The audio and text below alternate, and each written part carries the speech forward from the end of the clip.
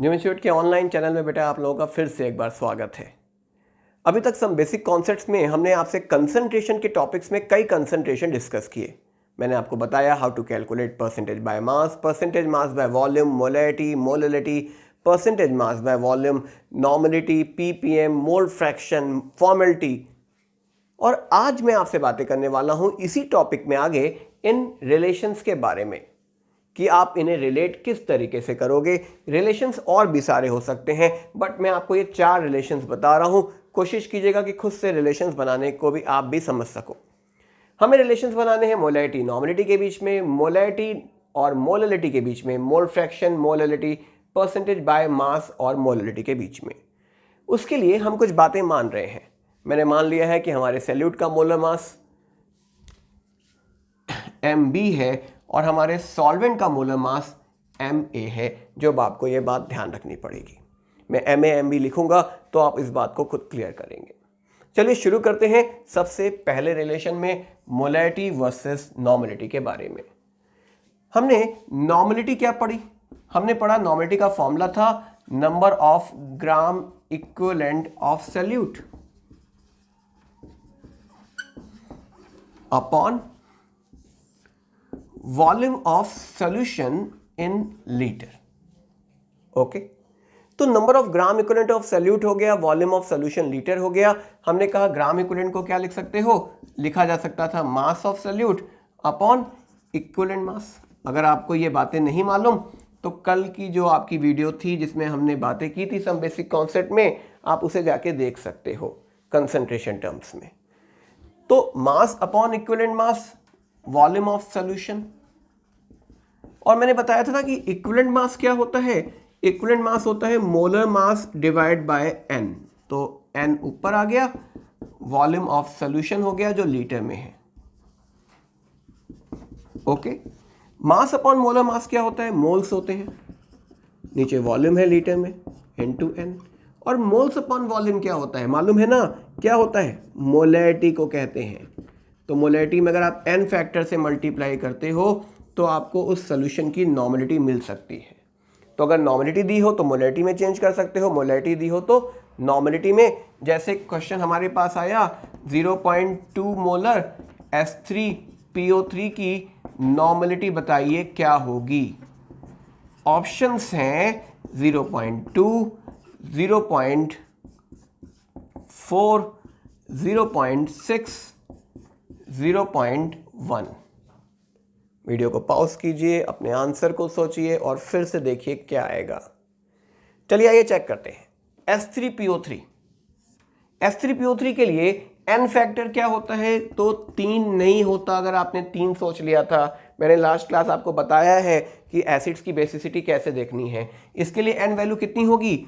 2.2 multiply by 2 कितना? 0.4 normal solution होगा। Clear है बातें? तो that is the first relation in between molarity versus normality. दूसरे रिलेशन को डिस्कस करने जा रहा हूं, मोलैरिटी वर्सेस मोलैलिटी। कैसे रिलेशन करोगे? मैं आपको दोनों रिलेशन बताऊंगा, इससे ये, इससे ये। इसके लिए एक बात और मान लें, क्या? डेंसिटी ऑफ द सॉल्यूशन वो कितनी है? d ग्राम पर ml। ओके, चलिए आइए देखते हैं। हमने मान लिया कि हमारे पास एक सॉल्यूशन है और जो गिवन सॉल्यूशन आपके पास है उस सॉल्यूशन का कंसंट्रेशन है m। What is m? Molarity. उस सॉल्यूशन की मोलैरिटी आपको दी गई है m। तो अगर आपसे मैं कहता हूं कि इस सॉल्यूशन का कंसंट्रेशन m क्या है? मोलर है। क्या है?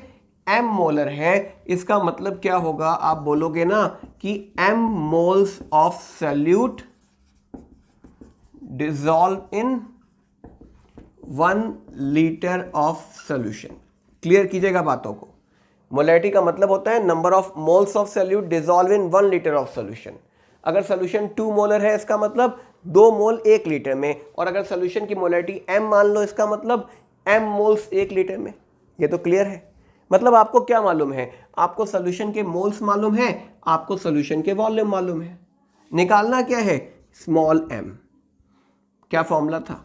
लिख दे एक बार, number of moles of solute upon mass of solvent किस में चाहिए, किलोग्राम में चाहिए। ये फॉर्मूले पे हमें इसको पुट कर देना है, बस इतना ही करना है। तो मोल्स ऑफ सॉल्यूट कितने हैं, m है। अंडरस्टैंड। सॉल्वेंट का मास चाहिए, आपको क्या मालूम है, सोल्यूशन का वॉल्यूम। अगर याद हो कंसंट्रेशन की सारी क्लासेस देखी होंगी तो बहुत आसान लगेगा आपको। तो मास ऑफ सॉल्यूशन कैसे निकालोगे, वॉल्यूम इनटू डेंसिटी करके। वॉल्यूम कितना है, डेंसिटी ml में दी गई है तो वॉल्यूम को भी ml में रख दो। तो 1000 D क्या हो गया, ये हो गया मास ऑफ सॉल्यूशन। मुझे तो सॉल्वेंट चाहिए ना, तो सॉल्वेंट में से सॉल्यूट का माइनस कर दो मास। सॉल्यूट का मास कैसे माइनस करोगे, तो सॉल्यूट का क्या मालूम है, मोल्स मालूम है। मोल्स इक्वल टू क्या होता है, मास अपॉन मोलर मास। और सॉल्यूट का मोलर मास आपने क्या माना है, mb, तो मैंने यहाँ लिख दिया mb। ये क्या है, moles of solute, m into mb क्या हो जाएगा, mass of solute. Mass of solution minus mass of solute is it mass of solvent. और मास ऑफ सॉल्वेंट को ग्राम में रखना चाहते हो, किलोग्राम में रखना चाहते हो, और दिया किस में है, ग्राम में, तो ऊपर क्या कर दोगे, 1000 से मल्टीप्लाई। ये क्या आ गया, m की वैल्यू आ गई अबाउट दिस। क्लियर है।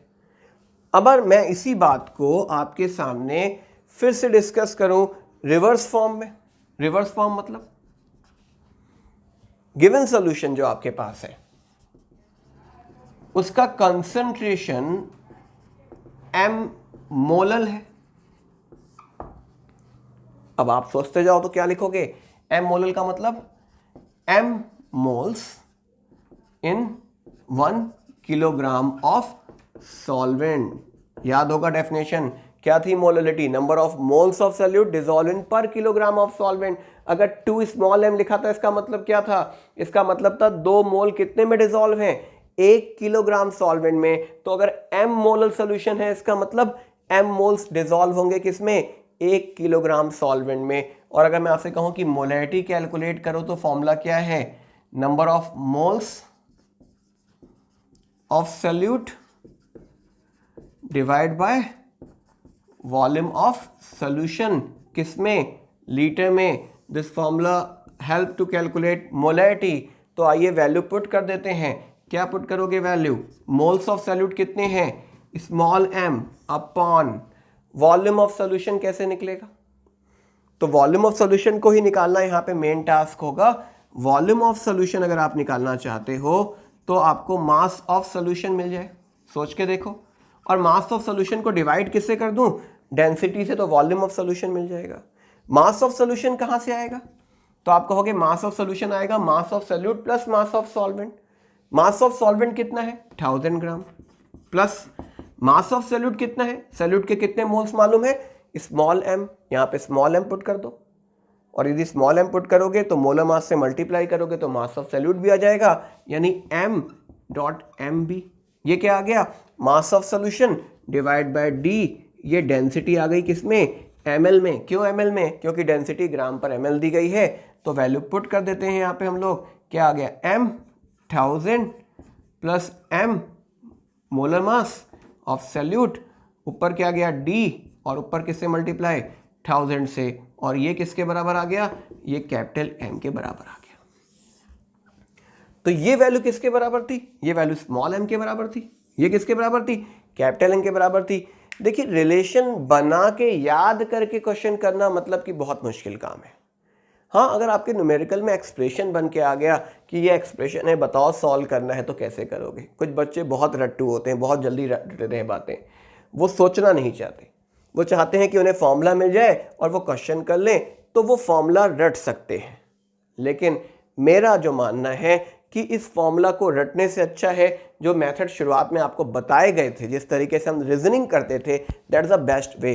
आप उस मेथड के साथ जाइए। अगर वो मेथड आपने तक नहीं देखा है तो जूम इंस्टीट्यूट के चैनल के पास जाइए। उस चैनल में आपको प्लेलिस्ट मिल जाएगा। प्लेलिस्ट में मोल कॉन्सेप्ट वाले, सम बेसिक कॉन्सेप्ट वाले टॉपिक में जाइएगा तो कंसंट्रेशन की सारी क्लासेस दिख जाएंगी आपको उसमें। चलिए बातें आगे जोड़ते हैं। तो हमारे पास रिलेशन था मोलैरिटी वर्सेस मोललिटी का, जो हमने आपके सामने रख दिया है। अब मैं आपसे तीसरा रिलेशन डिस्कस करने जा रहा हूँ। रिलेशन है मोल फ्रैक्शन वर्सेस मोललिटी। बहुत ज़्यादा इंपॉर्टेंस मिलेगी आपको जब आप फिजिकल केमिस्ट्री में ना सोल्यूशन वाले चैप्टर को पढ़ोगे। और जब हम सोल्यूशन चैप्टर वहाँ पढ़ते हैं तो मोल फ्रैक्शन वर्सेस मोलरिटी में बहुत बार हमें एक दूसरे को रिलेट करना होता है।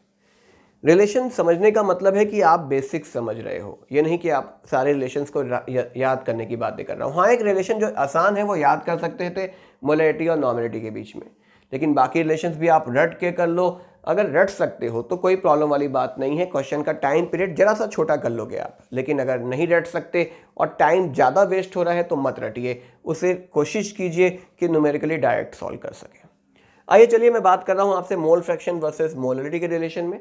दो बातें हो सकती थी। मान लीजिए हमारे पास पहली कंडीशन देखता हूँ, कंडीशन 1 क्या थी? आपको क्या गिवन कर दूं? मैं आपको गिवन कर दूं सॉल्यूशन की मोलरिटी, कि सॉल्यूशन की मोलरिटी m क्या है? मोलल है। ओके, तो आप इसका क्या मतलब निकालोगे? बहुत आसान है। m क्या? Moles of solute in 1 kilogram of solvent. आसान। अब निकालना क्या है? Mole fraction. किसका निकालने को कहता हूं मैं? सॉल्यूट का निकाल दो। चलो, तो सॉल्यूट के मोल फ्रैक्शन को कैसे निकालोगे? सॉल्यूट के मोल्स चाहिए, वो कितने हैं? मालूम है मुझे, m। और क्या चाहिए? सॉल्यूट के मोल्स चाहिए प्लस सॉल्वेंट के मोल्स चाहिए। सॉल्वेंट कितना है? 1000। और सॉल्वेंट का मोलर मास कितना है? तो सॉल्वेंट का मोलर मास हमारे पास जो है वो Ma है। आपने क्या पुट कर दिया? Ma। क्या मिल गया? मोल फ्रैक्शन ऑफ सॉल्यूट। मैंने कहा मोल फ्रैक्शन ऑफ सॉल्वेंट निकाल दो। चलो वो भी निकाल सकते हैं। वो कैसे निकालोगे? सॉल्वेंट कितना है? 1000 upon Ma upon what? m plus 1000 upon Ma। इसे आप रिलेट कर सकते हो। Ma को एलसीएम ले लोगे तो बन जाएगा, आ जाएगा क्या? m upon into Ma, Ma plus 1000। Understand? ये तो कंडीशन 1 हो गई। कंडीशन 2 क्या हो सकती है? कंडीशन 2 हो सकती है कि मैं आपको क्या गिवन करूं? मैं आपको गिवन करूं कि गिवन सॉल्यूशन का जो कंसंट्रेशन है वो गिवन किया गया है मोल फ्रैक्शन के टर्म्स में, कि मोल फ्रैक्शन आपको सॉल्यूट का दिया गया है। मोल फ्रैक्शन ऑफ सॉल्यूट आपको गिवन किया गया है, दैट इज x, और आगे मैं लिख देता हूं सॉल्यूट के लिए x भी। ये गिवन किया गया है आपको। जनरली बेटे इसे हम लोग बात करें तो गिवन डाटा में सॉल्यूट के मोल फ्रैक्शन का डाटा आपके पास है, आप इसे क्या लिख सकते थे? आप इसे लिख सकते थे ना, mole fraction of solute equals to what? Moles of solute, moles of solvent plus moles of solute. मैं इसे 1 कर दूं तो ये बोल सकता हूं ना कि NB किसके बराबर होगा? XB के बराबर हो गया। और Na प्लस NB किसके बराबर हो गया? 1 के बराबर। तो Na किसके बराबर हो गया? 1 माइनस XB के बराबर हो गया। क्लियर? आपको सॉल्यूट के भी मोल्स मिल गए और सॉल्वेंट के मोल्स भी मिल गए। निकालना क्या है? मोलरिटी। फॉर्मूला बता चुका हूं, कई बार हो गया। Number of moles of solute वो कितने हैं? आपने पुट कर दिया, डिवाइड बाय क्या लिखोगे नीचे? आप लिखोगे मास ऑफ सॉल्वेंट। तो सॉल्वेंट के क्या मालूम है? मोल्स मालूम है। अगर आपको मोल्स मालूम है और आप मोलर मास से मल्टीप्लाई कर देते हो तो क्या आ जाता है? मोलर मास से मल्टीप्लाई करने पे मास आ जाएगा किसका? तो Ma लिख दो, तो ये आ गया मास ऑफ व्हाट? सॉल्वेंट। और ये मास ग्राम में होगा तो ऊपर क्या कर दूं? 1000 से मल्टीप्लाई। ये हमारे पास इंफॉर्मेशन आ गई, that is in relation between molarity versus mole fraction. Fourth relation पे बात करने वाला हूं, percentage by mass versus molarity. मान लो आपको क्या गिवन किया गया? उसने आपसे कहा कि मेरे पास जो सोल्यूशन है वो है x% बाय मास। समझ आ जाएगा मतलब? x ग्राम क्या? Solute in 100 gram solution. तो मोलरिटी कैसे निकालोगे? अब आपको लगता होगा कि हाँ ये बहुत आसान बातें हैं, क्या मोल्स चाहिए? मोल्स कैसे मिलेंगे? मास मालूम है सॉल्यूट का, मोलर मास सॉल्यूट का कितना दिया हुआ है बेटे? MB। ये क्या आ गया? ये आ गया मोल्स ऑफ सॉल्यूट। नीचे क्या चाहिए? मास ऑफ सॉल्वेंट। ये मास ऑफ सॉल्यूशन है, सॉल्यूट दिस वन। ऊपर क्या कर दूं? Multiply by 1000। क्यों? ये मास ग्राम में होगा। क्या मिल गया? That is the relation. अब आपको अगर दिया हुआ है, मान लो क्या, M मोलल सॉल्यूशन है, तब आप क्या बोलोगे? M मोल्स होंगे किसमें? 1000 ग्राम सॉल्वेंट में। अंडरस्टैंड? तो परसेंटेज बाय मास कैसे निकालूंगा मैं? आप कहोगे परसेंटेज बाय मास के लिए आपको मास ऑफ सॉल्यूट चाहिए सबसे पहले। फॉर्मूला आपको याद होना चाहिए बेटे इस समय। क्योंकि हम लास्ट कंसंट्रेशन टर्म पे बात कर रहे हैं और आपको अभी फॉर्मूला ही नहीं मालूम है, तो बहुत प्रॉब्लम है आपके सामने अभी भी।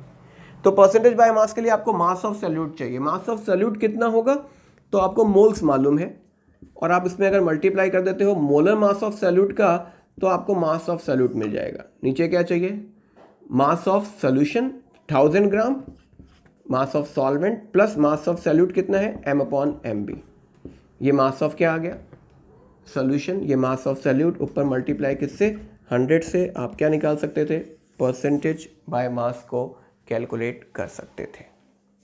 परसेंटेज स्ट्रेंथ ऑफ वॉल्यूम, हम कंसंट्रेशन के एक और पैटर्न को समझने जा रहे हैं।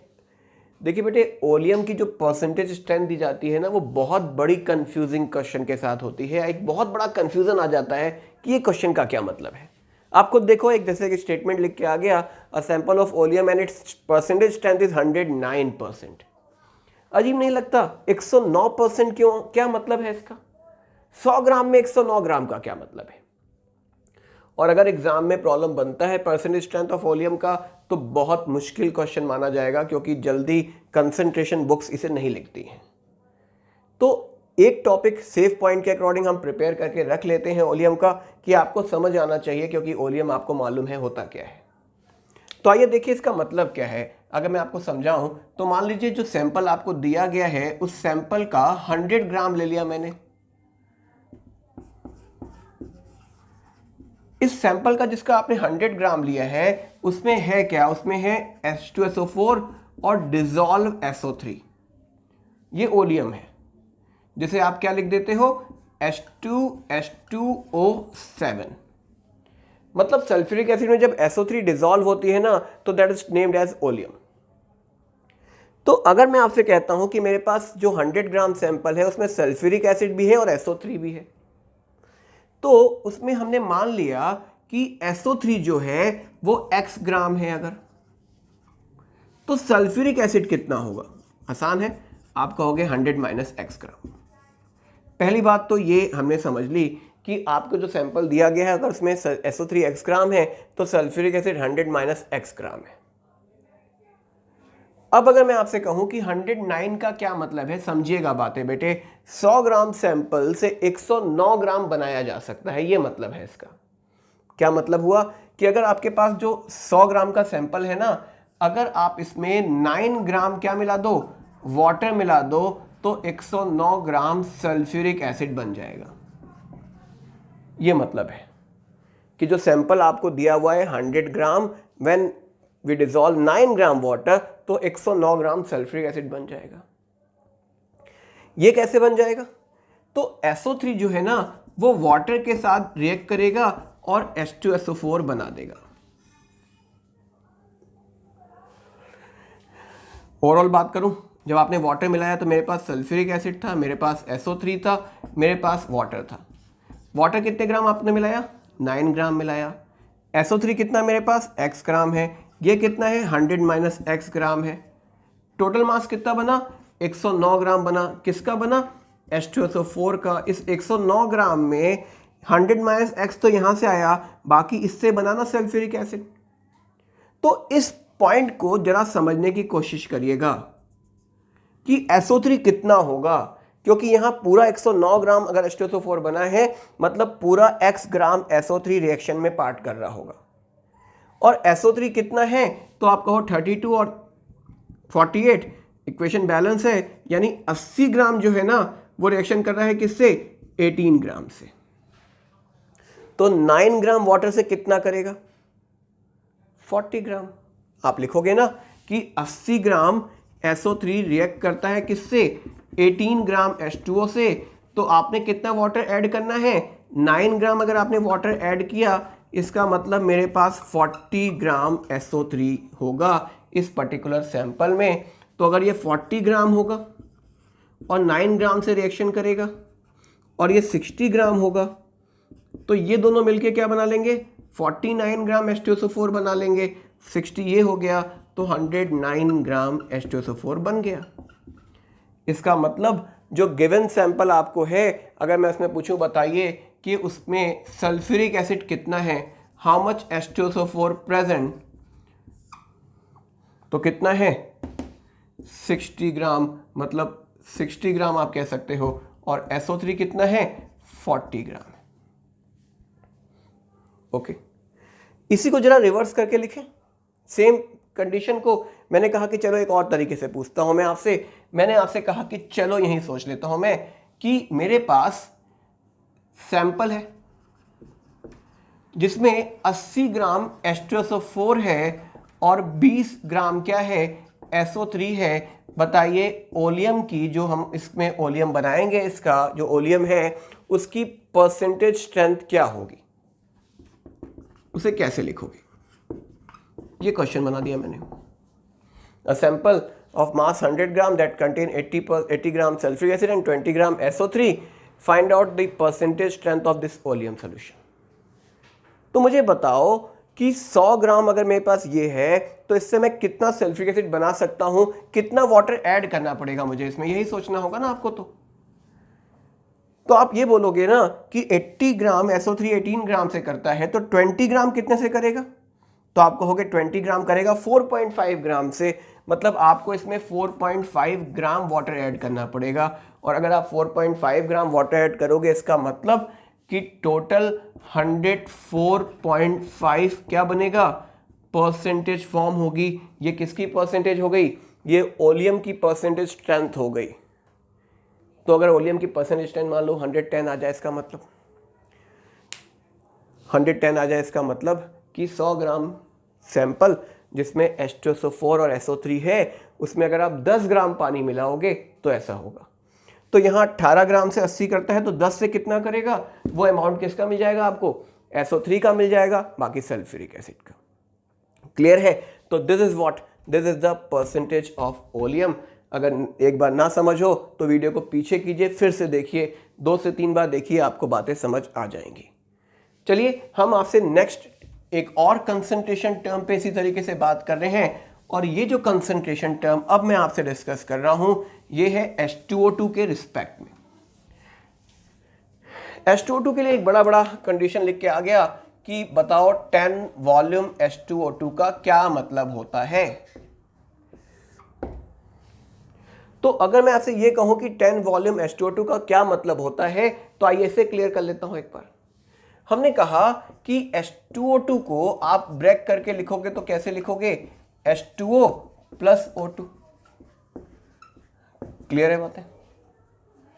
ये जब ब्रेक होगा तो इट प्रोड्यूस व्हाट? ये प्रोड्यूस क्या करेगा? H2O2 प्रोड्यूस करेगा कुछ इस पर्टिकुलर इक्वेशन को। ये इक्वेशन आपको क्या बता रहा है? ये एक बेसिक इक्वेशन जो आपको सबसे पहले प्रिपेयर रखना है। मैं इसे बाद में समझूंगा, पहले से समझ लेते हैं। इसका मतलब है ये इक्वेशन क्या बोल रहा है कि इसके 2 मोल इसके 1 मोल को बना रहे हैं। 2 मोल H2O2 अगर डिकम्पोज होता है तो वो 1 मोल ऑक्सीजन गैस को बनाता है। यहां तक समझ आती है? 2 मोल H2O2 का मतलब क्या हुआ? H2O2 का मोलर मास 34 होगा, 16, 32 और 2 34।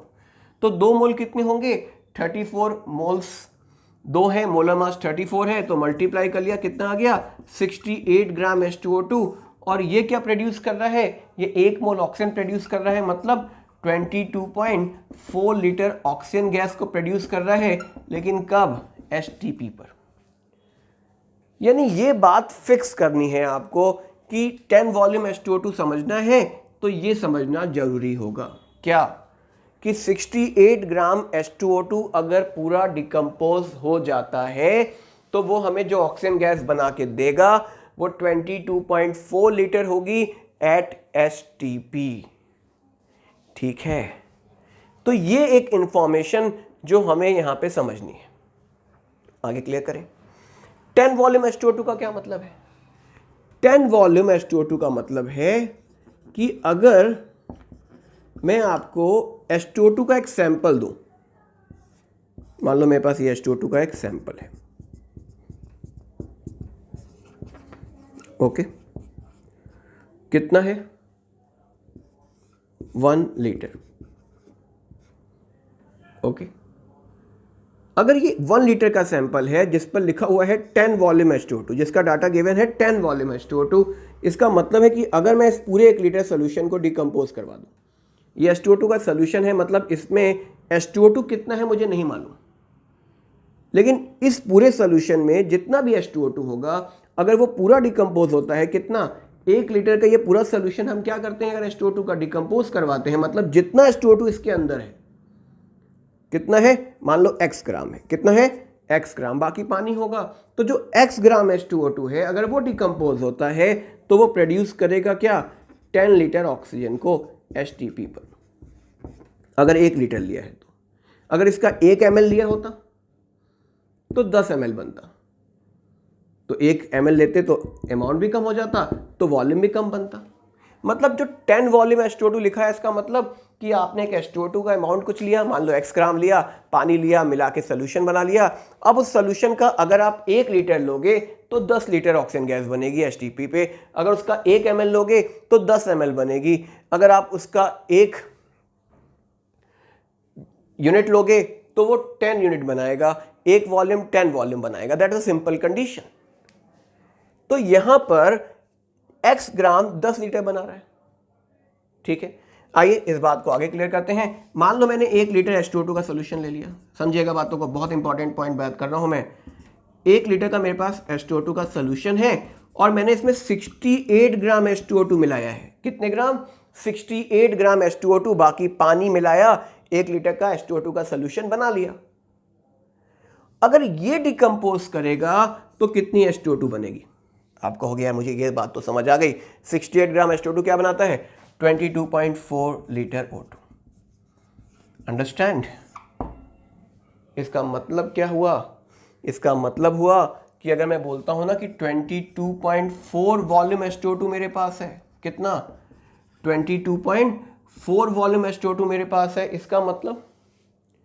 इसका मतलब मेरे पास जो H2O2 का सोल्यूशन है उसमें 68 ग्राम H2O2 होगा 1 लीटर सोल्यूशन में। तो ये बात ध्यान रखिएगा, 22.4 वॉल्यूम H2O2 का मतलब क्या हुआ कि वो इतनी ऑक्सीजन गैस बनाएगा 68 ग्राम से। तो जो बेसिक कॉन्सेप्ट हमने आपको समझाया वो जरा समझने की कोशिश कीजिएगा कि मैं आपको क्या बता रहा हूं। मैं आपको सिर्फ ये बता रहा हूं कि 68 ग्राम अगर 1 लीटर H2O2 में है तो वो 22.4 लीटर ऑक्सीजन गैस को बना सकता है। मतलब इसका 1 लीटर सोल्यूशन क्या बना रहा है, 22.4 लीटर ऑक्सीजन गैस। जैसे यहाँ पे 1 लीटर क्या बना रहा था, 10 लीटर, तो 10 वॉल्यूम बोल दिया। तो यहाँ पे 1 लीटर क्या बना रहा है, 22.4, तो 22.4 वॉल्यूम H2O2 बोल दिया। ओवरऑल अब आप एक बात लर्न रखोगे क्या, तो बेसिक जो हमें समझना था वो ये सारा था। अब इसे हम लोग याद करने के अकॉर्डिंग बनाते हैं कि क्या बातें याद रखो। बहुत आसान है याद रखना, 68 ग्राम H2O2 पर लीटर, 68 ग्राम पर लीटर अगर मेरे पास H2O2 का सोल्यूशन है तो वो बराबर होता है 22.4 लीटर के। इसके अलावा अगर मैं आपसे बात करूं तो आप क्या बताओगे, 22.4, मैं इसे वॉल्यूम लिख देता हूं, वॉल्यूम स्ट्रेंथ, वॉल्यूम H2O2। ये बात सबसे पहली। दूसरी, अगर मैं आपसे कहता हूं कि मेरे पास इसी सोल्यूशन का मुझे मोलैरिटी बताओ, तो मोलैरिटी कैसे निकालते हैं, number of moles, number of moles कितने, 68 divide by 34 upon volume of solution कितना है, 1 है, कितना आ गया, 2 मोलर। तो 68 ग्राम पर लीटर H2O2, 22.4 वॉल्यूम H2O2 यानी 2 मोलर H2O2 सोल्यूशन, एक ही बात है। इसके अलावा अगर मैं कहूँ नॉर्मलिटी कैलकुलेट करो, तो नॉर्मलिटी कैसे निकालोगे, तो H2O2 के लिए n फैक्टर 2 होता है, और अगर इसके लिए n फैक्टर 2 होता है तो मोलैरिटी 2 दी गई है तो नॉर्मलिटी कितनी हो जाएगी, इंटू 2 कर दिया। आपने अभी रिलेशन देखा था मोलैरिटी नॉर्मलिटी में, तो क्या आ गया, 4n आ गया। अगर मैं आपसे कहता हूं कि मुझे परसेंटेज मास बाय वॉल्यूम में बताओ कितना होगा, तो आप कहोगे 68 ग्राम 1000 ml सोल्यूशन में है तो 100 ml में कितना होगा, आप कहोगे आसान है 6.8% m/v। तो सिर्फ एक बात जो आप याद रखोगे, 68 ग्राम लीटर H2O2 का मतलब होता है 22.4 वॉल्यूम H2O2। हमारे पास 2 प्रॉब्लम दिए गए हैं H2O2 के लेवलिंग में। एक लेवलिंग ये है कि एक सैंपल H2O2 का है जिसकी वॉल्यूम स्ट्रेंथ दी गई है 20 वॉल्यूम H2O2, आपसे कह रहा है उसकी मोलैरिटी निकाल के दीजिए। दूसरा क्वेश्चन है, एक H2O2 का सोल्यूशन है जिसकी नॉर्मलिटी 1.5 नॉर्मल है, आपको क्या निकालना है, उसकी वॉल्यूम स्ट्रेंथ निकालनी है। तो आपको जैसे ही H2O2 का क्वेश्चन आए ना, आप एक पॉइंट जो हाईलाइट रखते हो कि 68 ग्राम पर लीटर H2O2 था, कहाँ से लिखा था, तो वो ये याद रखना, ये जो इक्वेशन बनाया था ना हमने उससे लिखा था इसे। इसके 2 मोल थे 68 ग्राम और ये कितना था 22.4 लीटर था एचटीपी पे। तो 68 ग्राम पर लीटर जो H2O2 का सोल्यूशन होता है वो बराबर होता है 22.4 वॉल्यूम के, वो बराबर होता है 2 मोलर के, वो बराबर होता है 4 नॉर्मल के। That is a simple point. और परसेंटेज में बताओगे तो आप क्या बताओगे, अगर मैं आगे बात करूं तो आप बोल सकते हो क्या 6.8% मास बाय वॉल्यूम, ये भी बोल सकते हो। ओके, तो आपसे वो क्या कह रहा है, वो कह रहा है 20 वॉल्यूम H2O2 मेरे पास है, मतलब मेरे पास ये वाला डाटा है। क्या निकालना है, मोलैरिटी 22.4 इक्वल्स टू 2, तो 20 इक्वल्स टू व्हाट, आप कैलकुलेट तो कर सकते हो ना। तो ये हमारा क्वेश्चन बन गया। दूसरा क्वेश्चन देखते हैं, H2O2 solution of normality 1.5 normal, calculate its volume strength। अब क्या कहना है, 4n किसके बराबर है, 4n बराबर है 22.4 वॉल्यूम H2O2 के। तो 1.5 नॉर्मल के लिए क्या लिखोगे, 22.4 अपॉन 4 इंटू 1.5, ये निकाल लेना, ये वॉल्यूम ऑफ H2O2 आ जाएगा।